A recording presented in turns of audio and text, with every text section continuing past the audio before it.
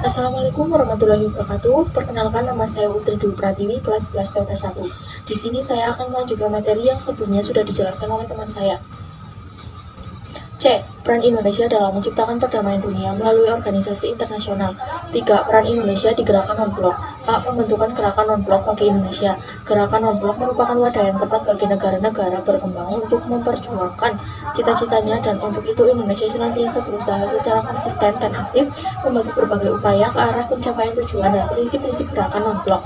GNB mempunyai arti yang khusus bagi bangsa Indonesia yang dapat dikatakan lahir sebagai negara netral yang tidak memihak.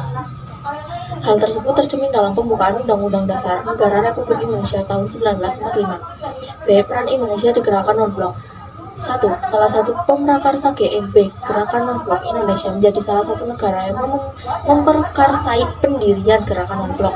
Hal tersebut diwakili oleh Presiden Soekarno selaku pemimpin negara pada saat itu. Para pemimpin negara melaksanakan pertemuan di kota Belgrade, Yugoslavia pada tahun 1961. Pertemuan ini meresmikan didirikannya negara non-blok. Pemimpin pertama GNB ini diberikan kepada Presiden Yugoslavia, yakni Josip Broz Tito. 2. Pemimpin gerakan non-blok pada tahun 1991. Indonesia pernah menjadi pemimpin gerakan ini pada tahun 1991. Presiden Soekarno selaku Presiden Republik Indonesia saat itu terpilih menjadi Ketua GNB. 3. Penyelenggara KTT dan gerakan non-blok. Pada saat Indonesia menjabat pemimpin GNB, Indonesia berhasil menyelenggarakan KTT dan GNB. KTT tersebut bertempat di Jakarta, Indonesia, dan dihadiri oleh 106 negara, dilaksanakan pada tanggal 1 sampai 6 September 1992 dengan Ketua Presiden Soeharto. 4. Memecahkan masalah-masalah dunia berdasarkan pada asas keadilan. Indonesia menjadi negara yang juga ikut memecahkan masalah-masalah dunia berdasarkan perdamaian dunia. Selain itu, Indonesia juga memperjuangkan hak asasi manusia dan tata ekonomi dunia yang berdasarkan pada asas keadilan. D. Perjanjian internasional yang dilakukan Indonesia. Definisi perjanjian menurut beberapa ahli.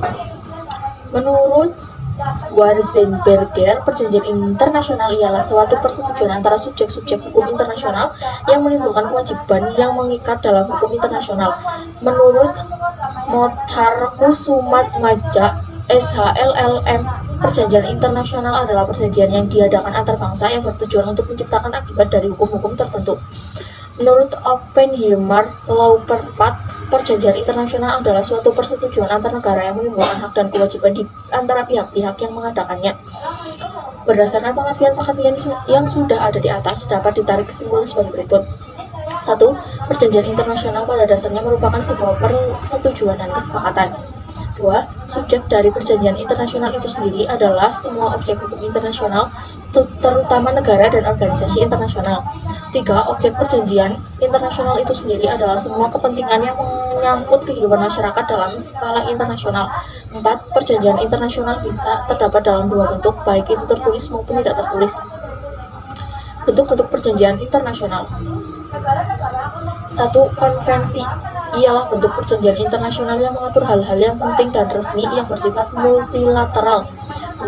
Traktat atau treaty ialah bentuk perjanjian internasional yang mengatur hal-hal yang sangat penting dan mengikut negara secara menyeluruh.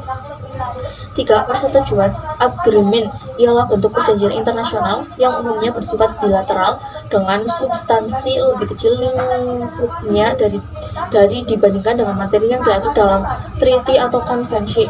Pengaturan ialah bentuk lain dari perjanjian yang dibuat sebagai pelaksana teknik dari suatu perjanjian yang telah ada. 5. Memorandum of Understanding ialah perjanjian yang mengatur pelaksanaan teknik operasional suatu perjanjian induk. 6. Pertukaran nota ialah suatu pertukaran penyampaian atau pemberitahuan resmi posisi pemerintah masing-masing negara yang telah disetujui bersama mengenai suatu masalah tertentu. C. Perjanjian internasional yang dilakukan Indonesia. 1. Tahapan perjanjian internasional. A. Pendapat para ahli. 1. Mokhtar Kusumatmadja, pemberian tahapan-tahapan dalam kebiasaan internasional melakukan perjanjian internasional, yaitu perundingan atau negosiatin. 2. Penandatanganan. 3. Pengesahan. 2. Pierre Fremont ialah menjabarkan dua prosedur pembuatan perjanjian internasional menjadi sebagai berikut. 1. Prosedur normal. 2. Prosedur yang disederhanakan. B. Menurut hukum positif Indonesia. Selain pendapat dari para ahli, secara lebih tegas tahapan perjanjian internasional tertuang dalam pasal 4 UU nomor 24 tahun 2000 yang berisi 1. penjajakan. Tahapan pertama dalam pembuatan perjanjian internasional adalah penjajakan. Tahapan selanjutnya setelah adanya penajakan adalah perundingan. 3. Perumusan naskah perjanjian. Pada tahap ini, rancangan suatu perjanjian internasional akan dirumuskan.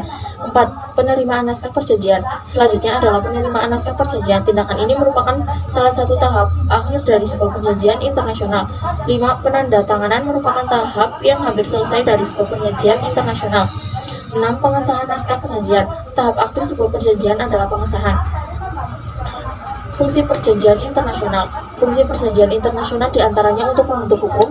Membentuk hukum ini berarti membentuk ketentuan hukum bagi bangsa-bangsa atau masyarakat internasional. Perjanjian internasional juga sebagai tercapainya tujuan bersama dan terdapat fungsi lain diantaranya: 1. Untuk memperoleh pengakuan secara umum dari anggota masyarakat. 2. Bisa dijadikan sebagai sumber hukum internasional. 3. Bisa dipakai sebagai sarana untuk menjalankan pengembangan kerjasama internasional secara damai. 4. Memudahkan peluang transaksi dan komunikasi antar negara.